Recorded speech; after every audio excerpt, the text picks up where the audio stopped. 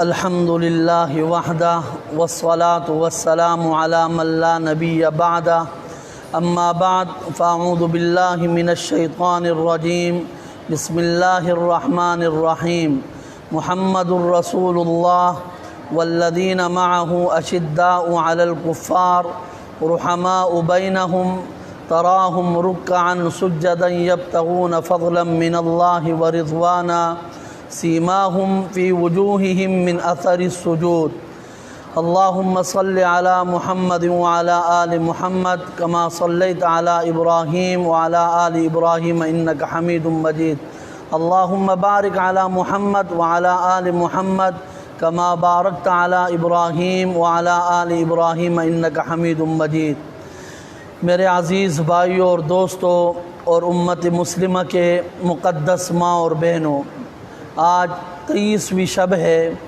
اور ہم صحابہ اکرام رضوان اللہ تعالی علیہم اجمعین کے حوالے سے کچھ باتیں عرض کریں گے۔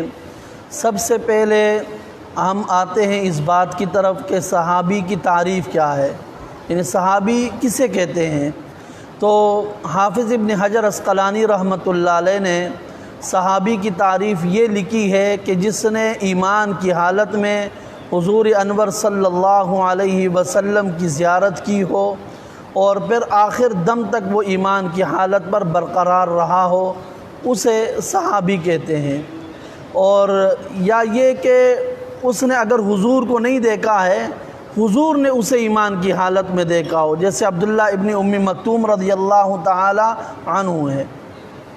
یہ صحابی کی تعریف ہو گئی۔ صحابہ اکرام کی جو شان ہے، قرآن مجید میں اللہ رب العزت نے بے شمار آیتیں صحابہ اکرام کی شان میں، فضائل میں اور منقبت میں نازل فرمائے ہیں۔ سب سے پہلی آیت جو میں نے آپ حضرات کے سامنے تلاوت کی، اللہ رب العزت نے فرمایا محمد الرسول اللہ والذین معہ اشداء علی الکفار رحماء بینہم تراہم رکعا سجدا یبتغون فضلا من اللہ ورضوانا۔ محمد اللہ کے رسول ہے، اور والذین معہ اشداء علی الکفار، اور میرے نبی صلی اللہ علیہ وسلم کے جو رفقاء ہے، جو آپ کے صحابہ ہے، ان کے اوصاف اللہ نے بیان فرمایا۔ اشداء علی الکفار، وہ کفار پر بڑے سخت ہے۔ رحماء بینہم، آپس میں بڑے رحم دل ہے۔ اور فرمایا تراہم رکعا سجدا، وہ آپ کو رکوع اور سجدے کی حالت میں نظر آئیں گے۔ اور چوتھی صفت یبتغون فضلا من اللہ ورضوانا، ان کی زندگی کے ہر کام کا مقصد، ہر بات کا مقصد وہ اللہ کی رضا ہے۔ اور صحابہ ہی وہ شخصیات ہیں کہ جن کا تذکرہ اللہ نے تورات اور انجیل میں بھی کیا ہے۔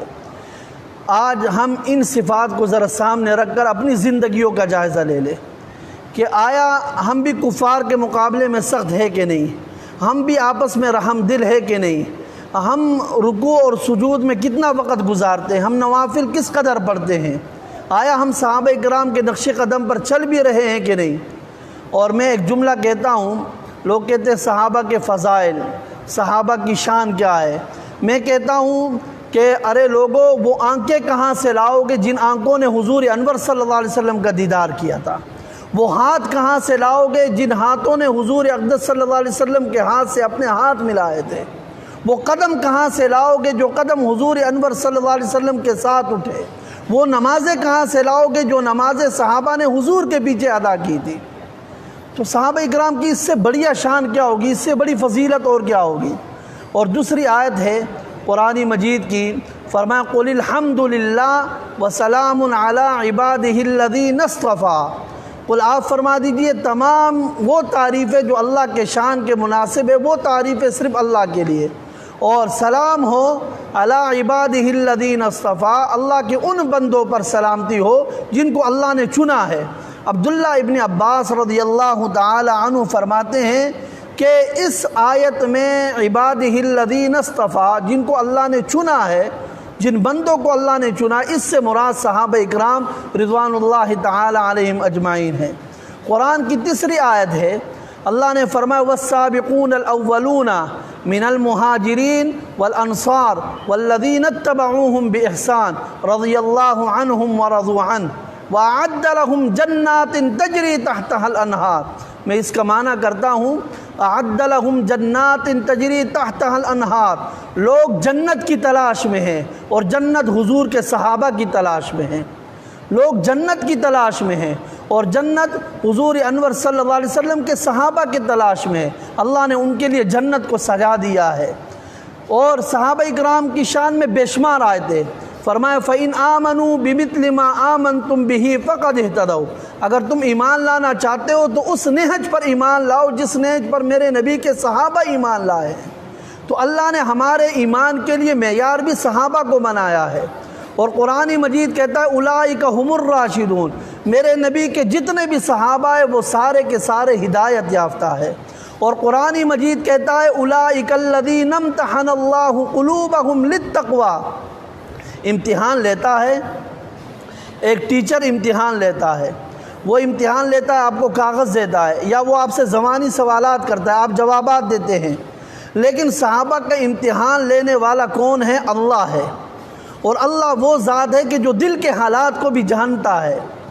اس اللہ نے امتحان لیا، اور امتحان بھی اللہ نے اس جگہ کا لیا ہے جہاں پر اللہ کے سوا کوئی اور جا بھی نہیں سکتا، یعنی جس جگہ کا علم اللہ کے سوا کسی اور کے پاس نہیں ہو سکتا۔ اللہ نے ان کے دلوں کا امتحان لیا، اور دلوں کا امتحان لینے کے بعد اللہ نے فرمایا للتقوی، میں اللہ نے صحابہ کے دلوں میں تقوی ہی کو پایا۔ اور قرآن مجید میں اللہ نے صحابہ اکرام کے بارے میں فرمایا کہ صحابہ اکرام ایسی ہستیاں ہے کہ میں اللہ نے صحابہ کے دلوں میں ایمان کو سجا دیا ہے۔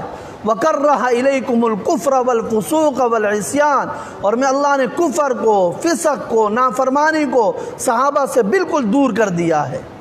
یہ تمام وہ آیات بینات ہے جو اللہ نے صحابہ اکرام کے شان میں نازل فرمائی۔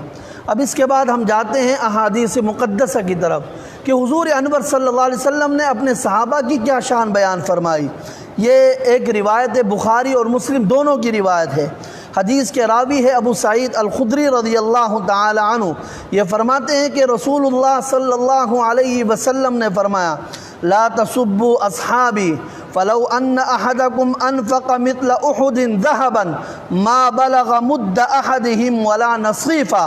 حضرت ابو سعید خدری فرماتے ہیں کہ رسول اللہ صلی اللہ علیہ وسلم نے فرمایا کہ میرے صحابہ کو برا بلا مت کہو، لا تسبوا اصحابی، میرے صحابہ اکرام کو برا بلا مت کہو۔ فلو ان احدکم انفق مثل احد ذهبا ما بلغ مد احدهم ولا نصیفا، فرمایا اگر تم میں سے کوئی شخص احد کے پہاڑ کے برابر سونا بھی اللہ کے راستے میں خرچ کر دے، اتنا سونا خرچ کر دے جتنا احد کا پہاڑ ہے، تو میرے صحابہ کے ایک مد یا آدھے مد کے ثواب کے برابر بھی کوئی نہیں پہنچ سکتا۔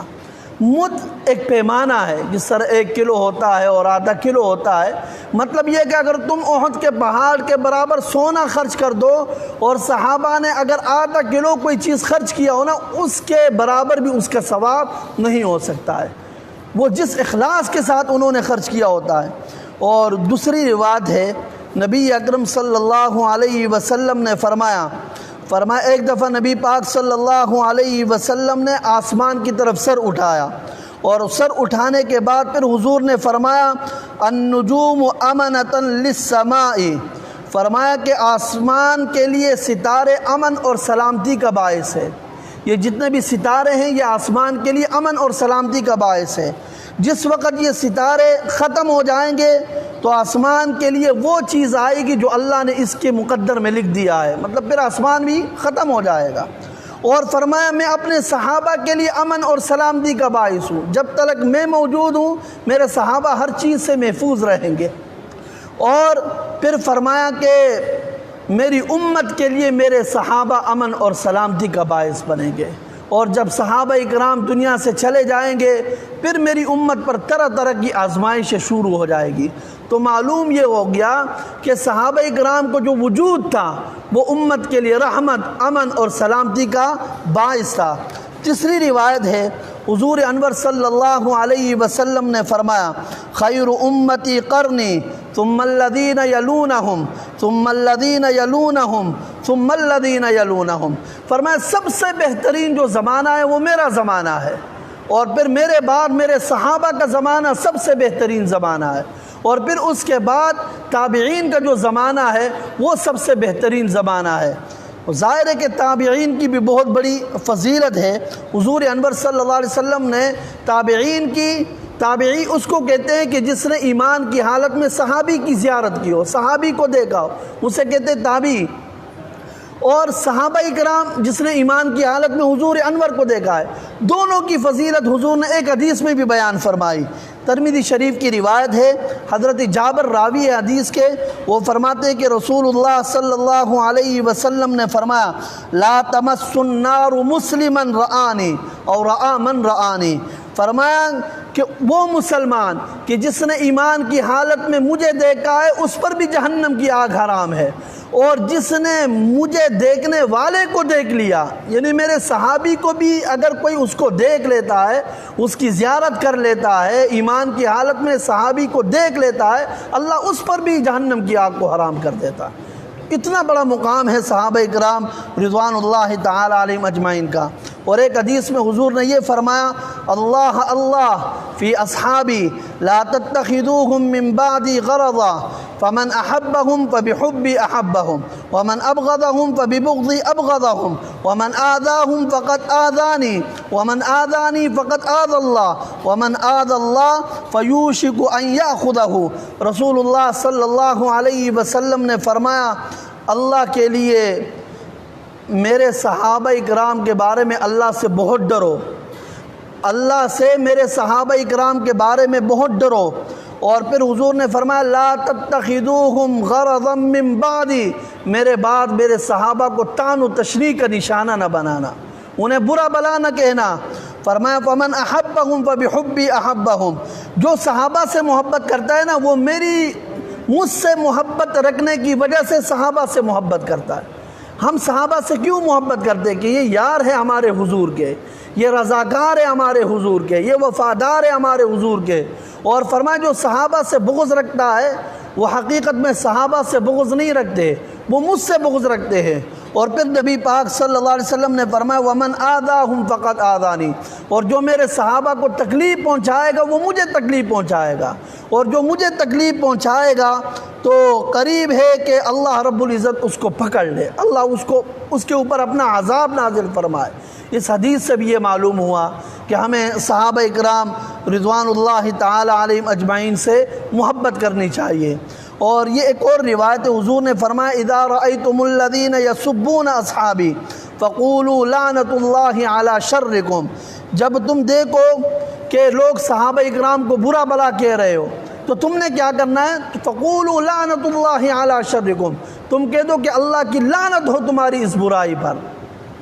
جتنے بھی صحابہ ہیں خواہ وہ فتح مکہ سے پہلے مسلمان ہوئے یا فتح مکہ کے بعد مسلمان ہوئے، مقام مرتبہ تو ان کا بڑا ہے جو فتح مکہ سے پہلے مسلمان ہوئے رتبے کے اعتبار سے، لیکن ان دونوں طبقوں کو قرآن نے دو تقسیمیں کی ہے، وہ صحابہ کہ جو فتح مکہ سے پہلے مسلمان ہوئے، وہ صحابہ جو فتح مکہ کے بعد مسلمان ہوئے۔ قرآن نے دونوں کے بارے میں فرمایا کلا وعد اللہ الحسنی، ہر ایک سے اللہ نے جنت کا وعدہ کیا ہے۔ اور قرآن مجید میں اللہ نے فرمایا اولئک هم المؤمنون حقا، میرے نبی کے جتنے بھی صحابہ ہیں وہ سارے کے سارے پکے ایماندار ہیں۔ اب اس اعلان کے بعد اگر کوئی کسی صحابی کو ایماندار نہیں مانتا تو وہ خود پکا بے ایمان ہے۔ اور آگے قرآن نے فرمایا لہم مغفرۃ، اللہ کو پتہ تھا کہ بعد میں کچھ لوگ آئیں گے وہ کہیں گے کہ فلاں صحابی سے یہ غلطی ہو گئی تھی، فلاں سے یہ غلطی ہو گئی تھی، حضرت امیر معاویہ رضی اللہ تعالی عنہ سے یہ غلطی ہوئی تھی۔ اللہ فرماتے لہم مغفرۃ، میرے نبی کے صحابہ سے غلطیاں بعد میں ہوگی اور میں اللہ مغفرت کا اعلان، بخشش کا اعلان پہلے کر رہا ہوں۔ اور میرے سامنے جو پڑھا لکھا طبقہ ہے میں ان کی خدمت میں گزارش کرتا ہوں، جب آپ دیکھ لو نا کہ کوئی یہ کہہ دے کہ بھائی فلاں تاریخ کی کتاب ہے اس میں یہ لکھا ہوا ہے، فلاں تاریخ کی کتاب ہے اس میں یہ لکھا ہوا ہے، میں آپ کو ایک جملہ بتلا دیتا ہوں، اس